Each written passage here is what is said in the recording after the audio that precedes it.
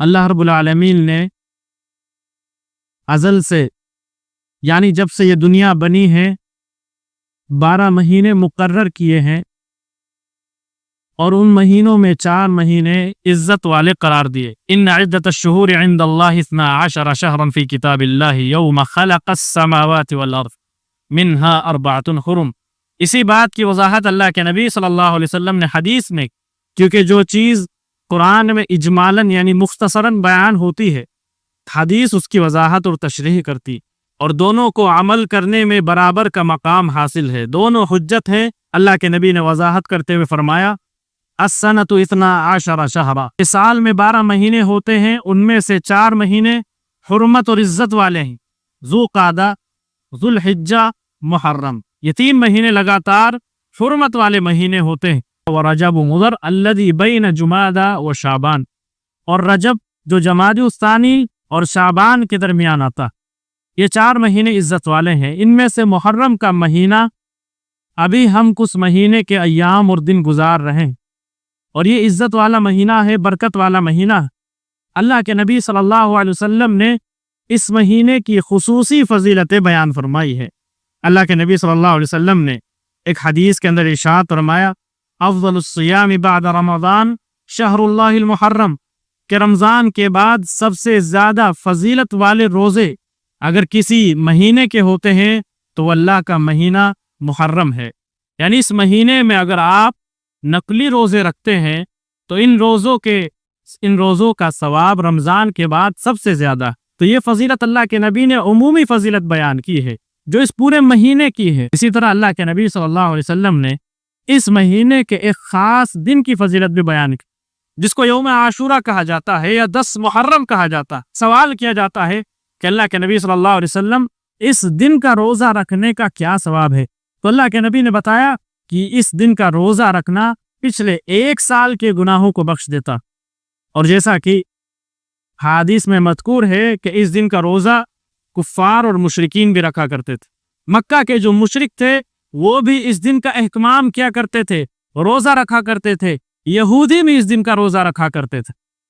اللہ کے نبی صلی اللہ علیہ وسلم نے اس سنت کو جاری فرمایا، اور آپ صلی اللہ علیہ وسلم نے فرمایا کہ اس دن کا روزہ رکھا جائے،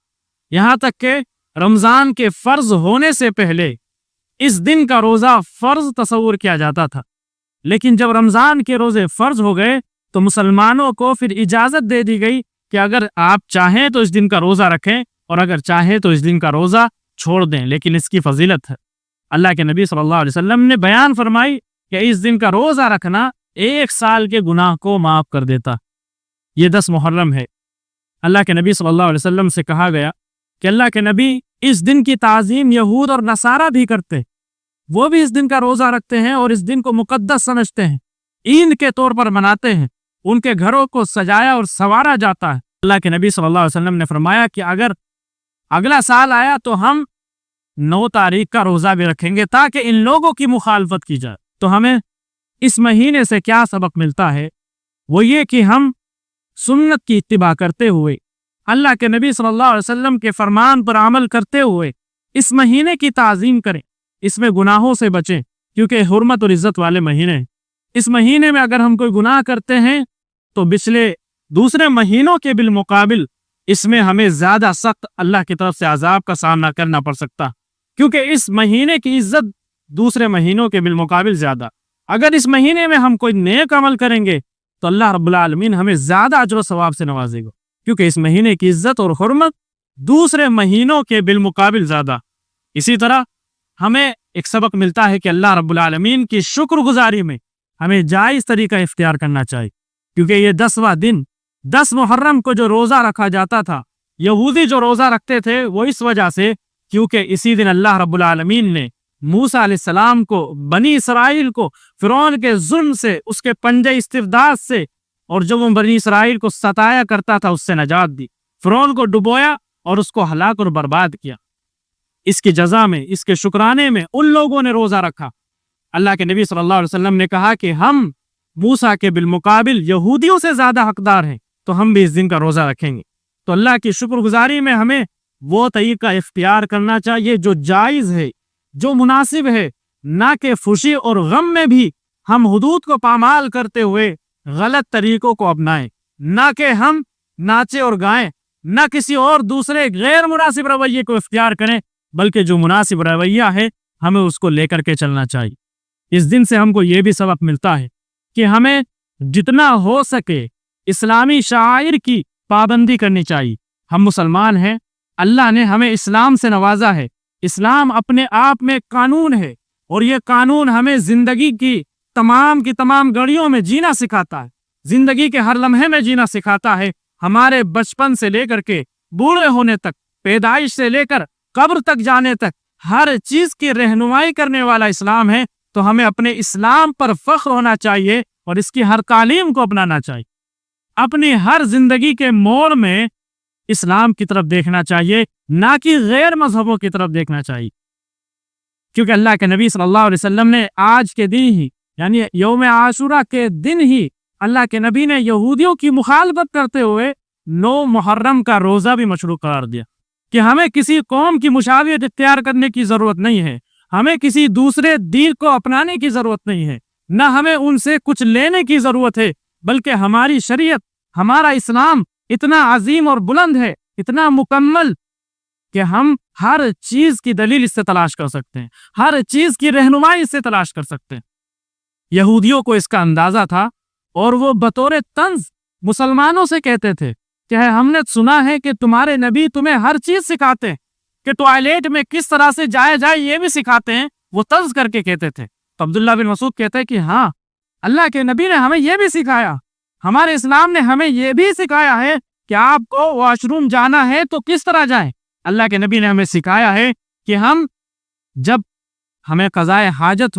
ہو قضائے حاجت کرنی ہو تو ہم قبلے کی طرف نہ بیٹھے، قبلے کی طرف رک کر کے نہ بیٹھے۔ اگر پانی نہ ہو، پتھروں کا استعمال کرنا ہو تو 3 پتھر کا استعمال کریں تاکہ پاکی صفائی زیادہ اچھے سے ہو سکے۔ صحابی رسول نے یہ جواب دیا، فخر کرتے ہوئے جواب دیا کہ ہاں، ہماری شریعت زندگی کا ہر چھوٹے سے چھوٹا اور بڑے سے بڑا عمل سکھاتی ہے،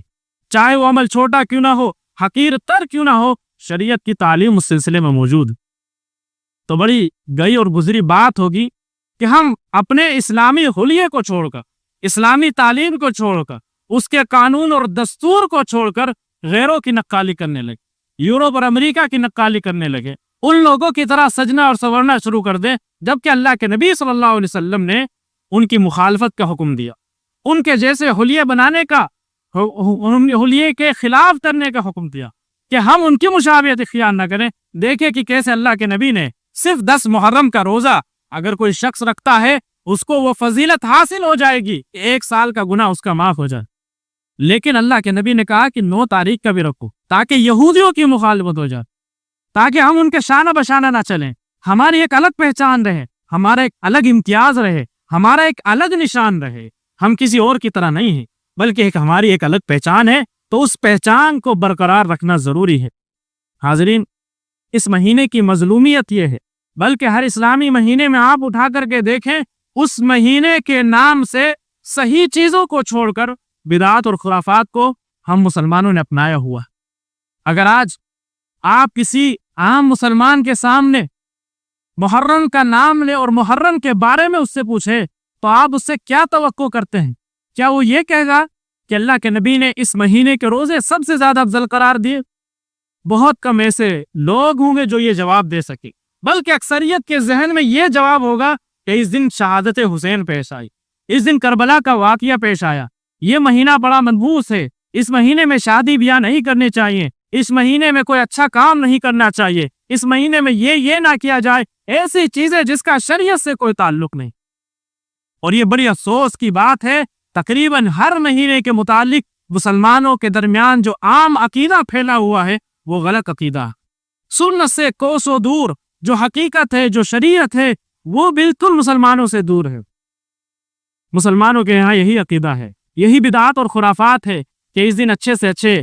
کھانے پکائے جائیں، لوگوں کو شربت پلائے جائے، لوگوں کو کھانا کھلایا جائے، بچوں کو کالے کپڑے پہنائے جائیں، ماتم اور سوگ منایا جائے، کسی خوشی میں شریک نہ ہوا جائے، طرح طرح کے عقائد مسلمانوں کے اندر پھیلے ہو، جو کہ سب بدعات اور خرافات ہیں۔ یہ سب بدعات اور خرافات ہیں کیونکہ اللہ کے نبی صلی اللہ علیہ وسلم کے زمانے میں ان چیزوں کا کوئی وجود نہیں تھا۔ یہ اس لیے خرافات ہیں کیونکہ یہ چیزیں اسلام کے مکمل ہونے کے بعد پیدا ہوئی ہیں۔ یہ سب اسی لیے خرافات ہیں کہ جب اسلام پورا ہو چکا تھا، جب اسلام کی کوئی تعلیم باقی نہیں رہ گئی تھی، اس کے بعد ان چیزوں کو اسلام میں داخل کیا گیا۔ اللہ کے نبی صلی اللہ علیہ وسلم پر جب یہ آیت نازل ہوئی، الیوم اکملت لکم دینکم واتممت علیکم نعمتی ورضیت لکم الاسلام دینا، کہ اسلام مکمل ہو چکا، دین اللہ رب العالمین نے اسلام کو چن لیا ہے۔ تو اس آیت کے نازل ہونے کے بعد، اللہ کے نبی کے اس دنیا سے گزر جانے کے بعد، کسی نئی عبادت کی کوئی گنجائش دین اسلام میں نہیں پیدا کی جا سکتی۔ کوئی ایسا عمل نہیں لایا جا سکتا کہ جس کو انسان دین سمجھ کر کے کرے اور وہ اچھا عمل ہو، وہ نیکی کا عمل ہو، بلکہ وہ گناہ کا ہوگا، کیونکہ وہ دین مکمل ہونے کے بعد دین کے اندر داخل کیا گیا۔ اسی طرح اللہ کے نبی صلی اللہ علیہ وسلم نے اگر وہ عمل نہیں کیا ہے یا اس کے بارے میں نہیں بتلایا ہے، تو اللہ کے نبی صلی اللہ علیہ وسلم کا اس عمل کا نہ کرنا یا اس عمل کی طرف اشارہ نہ کرنا، یہ بھی اس بات کی دلیل ہے کہ وہ بدعت اور گمراہی ہے، وہ جائز اور درست نہیں ہے، وہ دین اسلام کا حصہ نہیں ہے۔ کیونکہ اگر وہ اجر و ثواب کا کام ہوتا، اگر وہ ثواب کا کام ہوتا، اللہ کے نبی ضرور اس کو بتاتے، کیونکہ اللہ کے نبی بنائے گئے کہ امت کو، اس دنیا کو ہر وہ چیز بتائیں جو ان کو جنت کے قریب کرنے والی ہے، جہنم سے دور کرنے والی ہے، اللہ کے پاس لے جانے والی ہے اور اللہ رب العالمین سے دور کرنے والی ہے۔ ان ساری چیزوں کو بتائیں تاکہ وہ جو اچھے کام ہیں وہ کریں، برے کام سے بچے۔ اس بات کی وضاحت اللہ کے نبی صلی اللہ علیہ وسلم نے خود حدیث میں کی کہ اللہ کے نبی نے فرمایا کہ ما من شیء یقربکم الی الجنہ ویباعدکم عن النار الا وقد امرتکم بہ، کوئی بھی ایسی چیز ہے جو تمہیں جنت کی طرف لے جانے والی ہے، جہنم سے دور کرنے والی ہے، میں نے تمہیں اس کا حکم دے دیا، اس کا حکم میں نے تمہیں دے دیا ہے، چاہے وضاحتاً یا اشارتاً اللہ کے نبی نے اس کا ذکر کر دیا۔ اور اس کے الٹ اگر کوئی چیز جہنم کی طرف لے جانے والی ہے، جہنم سے دور کرنے والی ہے، تو اللہ کے نبی صلی اللہ علیہ وسلم نے اس چیز سے روک دیا، منع کر دیا۔ تو اب اگر ہمیں احادیث میں، رسول کی سیرت میں، نبی صلی اللہ علیہ وسلم کی زندگی میں کوئی چیز نہ ملے اور دنیا اس کو چاہے اجر و ثواب کا کام سمجھتی رہے، اعلان کرتی رہے، لیکن وہ ہمیں سیرت رسول میں نہیں ملتی، تو ہم اس کو دین کا حصہ نہیں مان سکتے، وہ دین کا حصہ نہیں ہو سکتی، چاہے دنیا کتنا ہی ڈھونڈو رہا اس کا پیٹ لے، کتنی ہی مشہور کیوں نہ ہو جائے، دنیا کے چپے چپے میں وہ کیوں نہ پھیل جائے، اگر اس کی دلیل سیرت رسول سے، عمل رسول سے نہیں ملتی تو وہ دین کا حصہ نہیں بن سکتی۔ حاضرین، ان دنوں میں جو محفلیں ہوتی ہیں، ان دنوں میں جو بدعات اور خرافات ہوتی ہے، اس کی ایک جھلک یہ بھی ہے کہ یہ سارے کے سارے اعمال اور یہ ساری کی ساری محفلیں جو سجائی جاتی ہیں دین اسلام کے ایک بہت ہی اہم رکن کو ہدم کرنے کے لیے، اس کو تہس نہس کرنے کے لیے، اس کو برباد کرنے کے لیے۔ صحابہ اکرام رضوان اللہ علیہم اجمعین یہ کوئی عام شخصیت نہیں ہے، یہ کوئی عام جماعت نہیں ہے، بلکہ اللہ اور اس کے رسول کے بعد دین کا سب سے اہم رکن ہے۔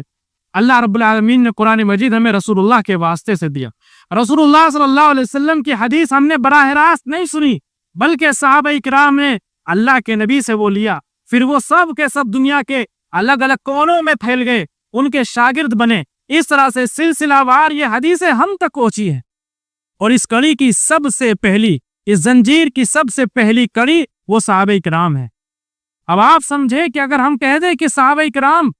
نعوذ باللہ گستاخ رسول، نعوذ باللہ اہل بیت کے دشمن، نعوذ باللہ دین اسلام کو چھپانے والے، اگر ہم یہ ثابت کرنے لگے صحابہ کرام کے تعلق سے، تو پھر دین اسلام اور اس کی تعلیم کہاں گئی؟ سب کچھ فنا ہو جائے گا۔ جب ہمیں صحابہ پر اعتبار ہی نہیں رہے گا تو ان کے ذریعے سے آنے والی باتوں پر ہم اعتبار کیسے کریں گے؟ حدیث کا پھر کوئی مقام نہیں رہ جائے گا، یہاں تک کہ ہم قرآن کی آیتوں کے بارے میں بھی شک کرنے لگیں۔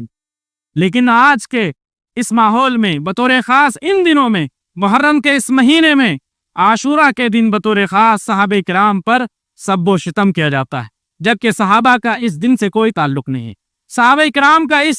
اس حادثے میں کوئی ہاتھ نہیں ہے، لیکن صرف اور صرف اپنے عقیدے کو رائج کرنے کے لیے، اپنے منہج کو رائج کرنے کے لیے صحابہ کرام کو گالیاں دی جاتی ہیں، ان کو غلط طریقے سے پیش کیا جاتا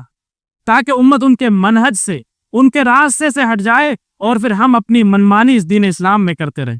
کیونکہ جب تک صحابہ کرام کا دروازہ سامنے موجود ہے، کسی شخص کی ہمت نہیں ہو سکتی کہ وہ دین اسلام میں نئی چیزیں داخل کریں. کیونکہ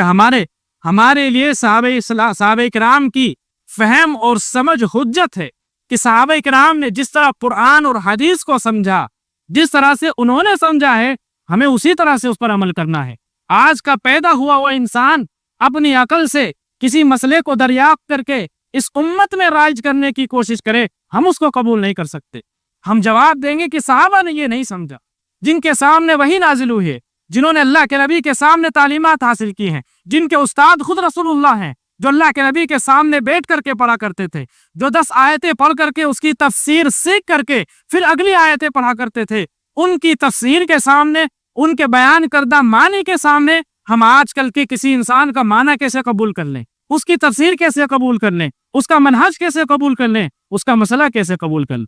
اسی لیے جتنے بھی لوگ خرافات چاہتے ہیں، ان کے لیے ضروری ہے کہ صحابہ کرام کے منہج کو ختم کرے پہلے، تاکہ اس امت کے اندر اپنے منہج کو، اپنی سوچ کو رائج کیا جا سکے. اس لیے وہ ہمیشہ صحابہ کرام پر طعنہ تشنی کرتے. کوئی بھی شخص اگر نئی فکر لے کر کے کھڑا ہوتا ہے تو سب سے پہلے اس بات کا انکار کرتا ہے کہ صحابہ کا دین میں کوئی مقام نہیں ہے، بس انہوں نے پہنچا دیا، اتنا کافی ہے. ان کی فہم سمجھ وہ ہمارے لیے قابل حجت نہیں ہے، بلکہ ہمیں جو سمجھ میں آتا ہے ہم اپنے اعتبار سے کرتے رہیں.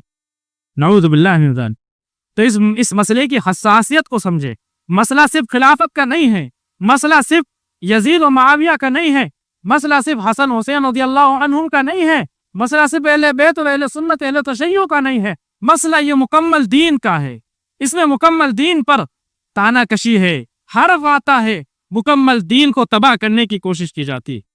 اللہ کے نبی صلی اللہ علیہ وسلم نے صحابہ کرام کے فضائل بیان کی. اللہ کے نبی صلی اللہ علیہ وسلم نے صحابہ کرام کے تعلق سے زبان کو روکنے کی بات کہی ہے کہ جب بھی صحابہ کا ذکر آ جائے اپنی زبان کو روک لو، ان کے بارے میں طعنہ کشی نہ کرو. اللہ اصحابی، اللہ کے نبی نے واسطہ دیا، اللہ کے واسطے میرے صحابہ کے بارے میں، میرے صحابہ کو معاف کر دو، اللہ کے واسطے میرے صحابہ کے بارے میں باتیں نہ کرو. اللہ کے نبی نے یہ بھی کہا کہ النجوم امانۃ للسماء، کہ یہ جو تارے آسمان میں چمک رہے ہیں یہ اس آسمان کے لیے امانت ہے، یعنی جب یہ تارے ختم ہو جائیں گے تو قیامت آ جائے گی. ایسے ہی میرے صحابہ اس امت کے لیے امانت ہے، جب میرے صحابہ ختم ہو جائیں گے تو اس امت پر وہ آفتیں آئیں گی جس کا وعدہ ہوا. یہی ہوا ہے کہ جب صحابہ کرام کی جماعت اس دنیا سے کم ہوتی گئی ہے، اس امت کے اندر فتنے، طرح طرح کی بدعات اور خرافات پنپتی رہی ہیں. جب تک صحابہ کرام کی جماعت مکمل طور پر موجود تھی، کسی کے اندر ہمت نہیں تھی کہ وہ اس دین کے اندر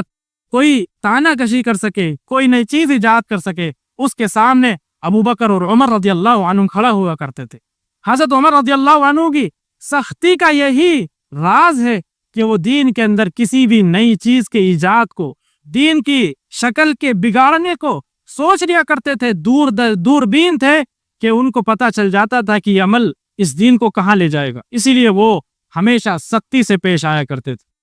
حاضرین گرامی، صحابہ کرام رضوان اللہ علیہ مجمعین پر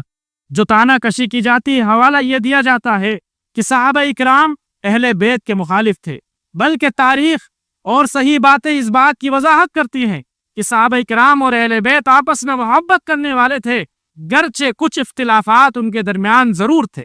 اختلافات سے انکار نہیں کیا جا سکتا، لیکن یہ بات بھی برحق اور سچ ہے کہ وہ آپس میں ایک دوسرے سے محبت رکھنے والے تھے. وہ کیونکہ اللہ کے نبی نے ان کی تربیت کی ہے. اللہ کے نبی ہی کا کہنا ہے کہ ہر مسلمان دوسرے مسلمان کا بھائی ہے، تو اپنے بھائی کو بھائی سمجھنے والے تھے. یہاں تک کہ اہل بیت حضرت ابو بکر عمر رضی اللہ عنہم سے محبت کرتے تھے، حضرت عثمان سے محبت کرتے تھے، اور یہ لوگ بھی اہل بیت کا خاص خیال رکھتے تھے. اہل بیت کی شہادتیں موجود ہیں کہ جنہوں نے شہادت دی ہے حضرت ابو بکر کے بارے میں کہ وہ کس طرح سے ہمارا خیال رکھتے آئے ہیں، وہ اچھے خلیفہ ہیں، اچھے والی ہیں، ہمارا خیال رکھنے والے ہیں. حضرت عمر کے بارے میں شہادتیں موجود ہیں، حضرت عثمان کے بارے میں شہادتیں موجود. اور پھر اس سے بڑھ کر شہادت کیا ہوگی کہ حضرت علی رضی اللہ عنہم کے تقریباً 25 نرینہ اولاد یعنی لڑکے اولاد تھی، جس میں سے ایک کا نام ابو بکر رضی اللہ عنہ کے نام پر تھا،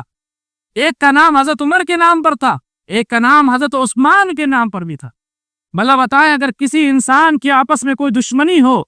تو کیا وہ اپنے دشمن کے نام پر کسی کا نام رکھے گا؟ ہرگز نہیں۔ حضرت علی رضی اللہ تعالیٰ عنہ نے تینوں خلیفہ کے نام پر اپنے بیٹوں کے نام رکھے،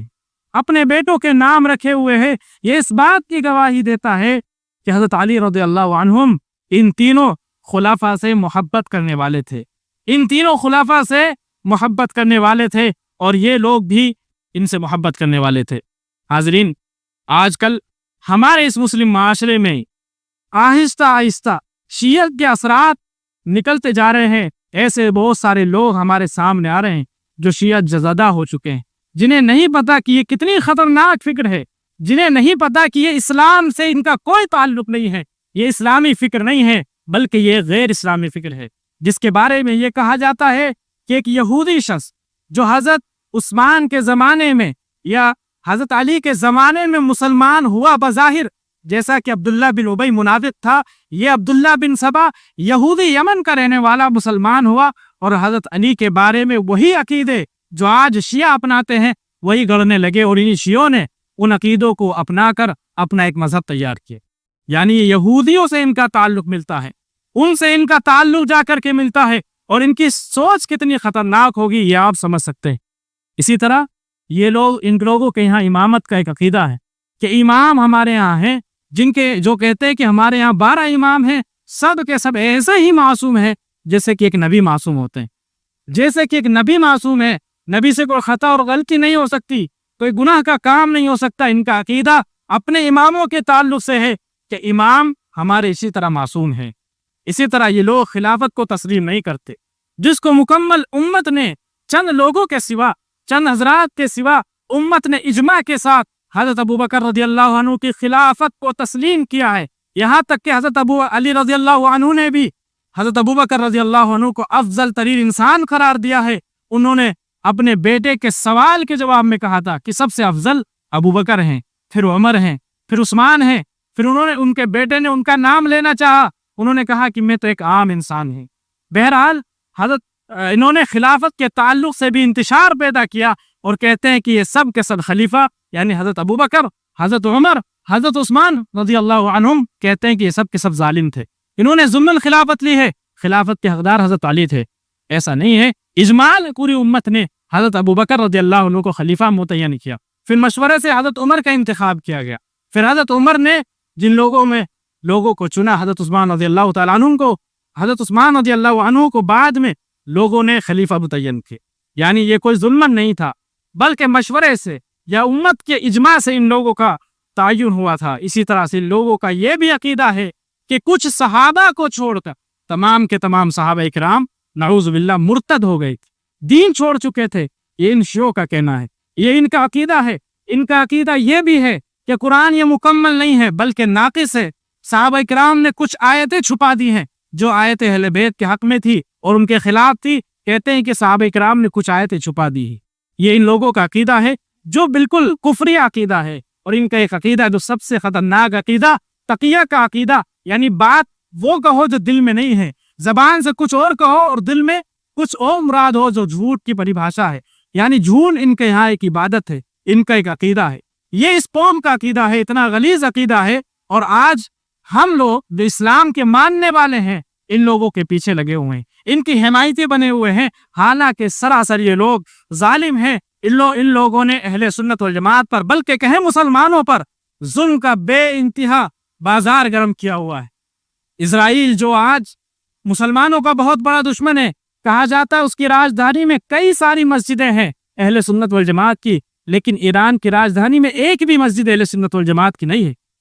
کچھ سالوں پہلے ایک مسجد تھی، اس کو بھی ڈھا دیا گیا۔ یہ لوگ اسلام کے خیر خواہ بالکل بھی نہیں ہو سکتے، یہ لوگ اسلام کے خیر خواہ نہیں ہیں، نہ ہی اسلام کا ان سے تعلق ہے۔ یہ لوگ راگ الاپتے ہیں کہ بنو امیہ نے کربلا میں حضرت امام حسین رضی اللہ عنہ کی شہادت کا ذمہ لیا ہے، شہادت کے وہ لوگ ذمہ دار ہیں۔ یہ لوگ بھول جاتے ہیں کہ بنو عباس کے یعنی عباسی خلافت جو بنو امیہ کو ختم کرنے کے بعد آئی تھی، جو خود ان کی مدد کے لیے آئی تھی، یعنی شیعان علی کی مدد کے لیے، اہل بیت کی مدد کے سہارے یہ لوگ پنپے تھے، ان کے نام پر یہ لوگ آگے بڑھے تھے۔ इन लोगों के ज़माने में भी अहले बैत को कत्ल किया गया, लेकिन किसी मौर्रिख की उंगलियां उस तरफ नहीं उठती हैं, क्योंकि वो लोग अपनी खताओं को छुपाने के लिए करबला का राग अरापते हैं, क्योंकि वो पकड़े जाएंगे। क्योंकि जो लोग हजरत अली रज़ियल्लाहु अन्हु के बेटे हजरत हुसैन का कत्ल का हुक्म देने वाले, उनका कत्ल करने वाले, उनका सर काटने वाले बनु उमैया नहीं थे, बल्कि वो खुद हजरत अली के साथ ही थे, जो पहले हजरत अली के साथ मिल करके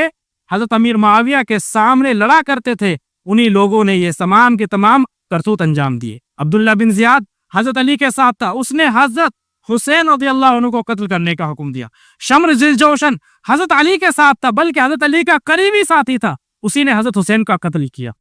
सिनान बिन अनस जिसने हजरत हुसैन रज़ियल्लाहु अन्हु का सर काटा, ये भी हजरत अली रज़ियल्लाहु अन्हु की फौज में पहले लड़ा करता था। तो जहां इल्जाम जाना चाहिए, उस इल्जाम को फेरने के लिए ये तारीखी साजिशें रची जाती हैं, जबकि बनु अब्बास के दौर में इसी तरह से बनु अब्बास के दौर में अहले बैत का कत्ल हुआ। अबू जाफर मंसूर जो दूसरा बनु अब्बासी खलीफा था, उसने जाफर सादिक का कत्ल कराया। हारून रशीद ने मूसा कासिम का कत्ल कराया। हारून रशीद के बेटे मामून ने अली रजा का कत्ल कराया। ये खुद इन लोगों की किताबों में हकीकत क्या है तहकीक के बाद ही मालूम होगी, लेकिन इन लोगों की किताबों में ये चीज दर्ज है कि हारून रशीद, मामून रशीद जो बनु अब्बासी थे, बनु उमैया नहीं थे, बनु अब्बासी थे, इन लोगों ने भी अहले बैत का कत्ल कराया। यहाँ तक कि खुद शिया हुकूमत जो ईरान में आई थी, सफ़वी हुकूमत, उस हुकूमत ने भी अपनी हुकूमत बचाने के लिए,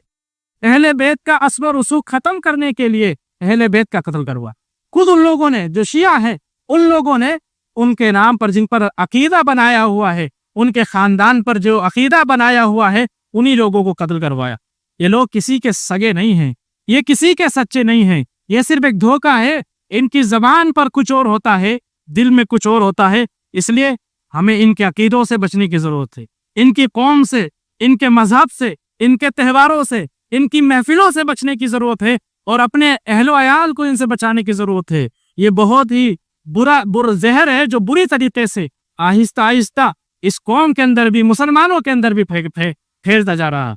हाज़रीन, करबला का जो वाक़िया है निहायत दर्दनाक वाक़िया है। अल्लाह रब्बुल आलमीन ऐसा वाक़िया दुनिया में दोबारा रोनमा ना करे, लेकिन इस वाक़िए से जो सबक हमें मिलता है, जो सबक उन लोगों को लेना चाहिए था, उस सबक का उल्टा वो लोग करते। हज़रत हुसैन रज़ियल्लाहु अन्हु उस दिन रोज़े से थे, लेकिन आजकल ये कौम उस दिन शरबतें बांटती है, पानी मिलाती है, खाना खिलाती है, जबकि मशरू इस दिन ये था कि रोज़ा रखा जाए। हज़रत हुसैन रज़ियल्लाहु अन्हु ने उस वक्त या अल्लाह कहा, अल्लाह से मदद मांगी, लेकिन ये लोग आज या अली कहते हैं या हुसैन कहते हैं, गैरुल्लाह से मदद मांगते। हज़रत हुसैन रज़ियल्लाहु अन्हु ने इतने बुरे हालात में भी अपने घर वालों को बापर्दा रखा, लेकिन आज खुशहाली के ज़माने में भी ये लोग अपनी औरतों को बेपर्दा किए हुए। हज़रत हुसैन रज़ियल्लाहु ताला अन्हु के इन वाक़ियात से, इस वाक़िए से ये नसीहतें लेनी चाहिए थी, लेकिन इसके बिलमुकाबिल उल्टी चीज़ें करने लग गए हैं। और बाकायदा कुरान में, हदीस में जो चीज़ें अंजाम दी गई, जो चीज़ें बताई गई हैं, सुन्नत के मुताबिक हमें वो करनी चाहिए थी, लेकिन उसके बिलमुकाबिल इन लोगों ने बिदात और खुराफात को अंजाम दिया। इस दिन अल्लाह रब्बुल आलमीन ने फिरौन को हलाक करके मूसा अलैहिस्सलाम को फतह अता की थी। शिर्क और कुफ्र के ऊपर इस्लाम की फतह हुई थी, लेकिन आज ही के दिन शिर्क और कुफ्र का नंगा नाच होता है। लोग अल्लाह रब्बुल आलमीन को छोड़ करके गैरों को पुकारते। तो जो वाक़यात रोनुमा हुए हैं, उन वाक़यात में हमारे लिए क्या इबरत है, क्या दर्स हैं, उन चीज़ों पर अमल करना चाहिए, उन चीज़ों को सोचना चाहिए, उसके मुताबिक अमल करना चाहिए। अल्लाह रब्बुल आलमीन ने इस महीने को मुक़द्दस करार दिया। अल्लाह के नबी ने इस महीने के अंदर, मुहर्रम के महीने में ज़्यादा से ज़्यादा रोज़ा रखने की तलकीन दी। कहा कि रमज़ान के बाद सबसे अफजल रोज़े मुहर्रम के रोज़े हैं। बतौर ख़ास 10 तारीख का रोज़ा रखने का हुक्म दिया, क्योंकि इस दिन का रोज़ा 1 साल पिछले गुनाह माफ़ कर देता है। और साथ ही साथ 9 तारीख का रोज़ा भी रखा जाए, ताकि गैर कौम यहूदियों की मुखालफत भी अमल में आए। अल्लाह रब्बुल आलमीन से दुआ है, अल्लाह रब्बुल आलमीन इन बातों पर हमें अमल पैरा होने की तौफीक दे।